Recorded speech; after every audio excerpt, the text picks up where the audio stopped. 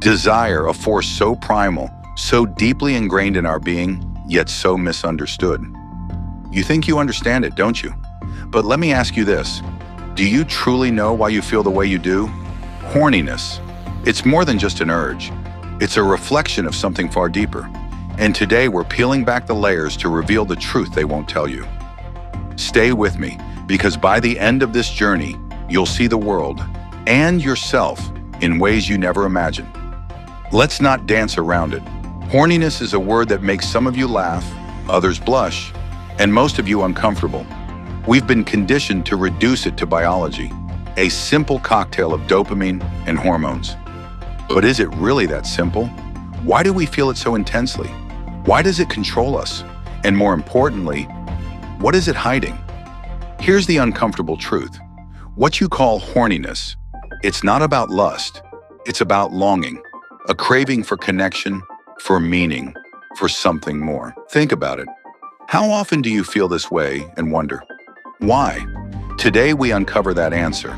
I've spent years observing humanity chase their desires without understanding them. And let me tell you this, horniness, it's not the problem. It's a symptom, a signal, a reflection of what's truly missing in your life. But here's the paradox. The more you chase it, the more it eludes you. The satisfaction you seek feels close, just out of reach, but never truly yours. Why? Because no one has shown you what lies beneath. Stay until the end of this video, and I promise you two things. You'll understand your desires in a way you never have before. You'll gain the tools to take back control of them. But first, a story. There was a young man. Let's call him Z. Z was no stranger to desire. He chased success, control, and admiration. Yet beneath his confident exterior, he carried an emptiness, an insatiable hunger for something deeper. Like most, Z believed his desires were simple, biological, fleeting. But as he observed others, watched them fall into cycles of fleeting satisfaction and endless longing, he began to notice a pattern. Horniness wasn't about sex, for it was about something far more profound. It was a cry for validation, for power, for connection. You see, Z realized that desire is not random. It's a mirror, reflecting your deepest insecurities, your unspoken fears, and your need to feel understood. But here's the tragedy. Most of us never understand this. Instead, we chase the surface-level satisfaction, only to find ourselves trapped in a loop. Seeking, failing, seeking again. And so, Z made a choice. He stopped chasing. Instead, he started listening to himself, to his desires, and to the silence they left behind. What he discovered changed everything. Now let's talk about the science.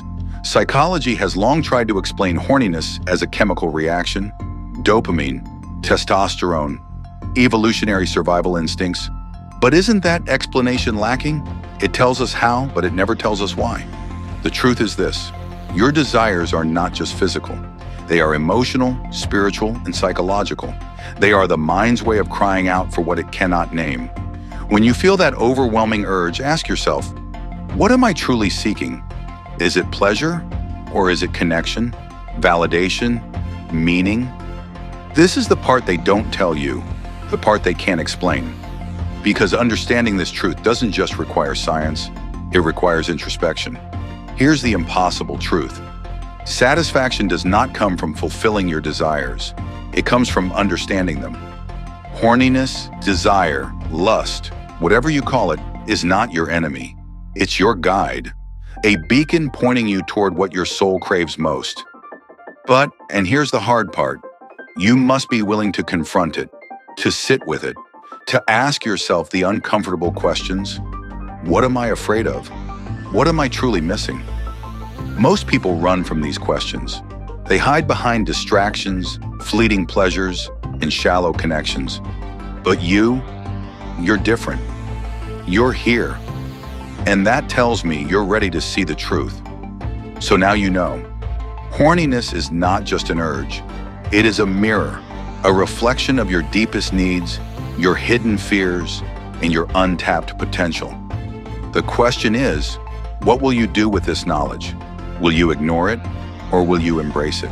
If this video has made you think, if it's opened your eyes to something new, then let's keep this conversation alive. Subscribe, share this with someone who needs to hear it, and leave a comment below. Tell me, what do you see when you look in the mirror of your desires?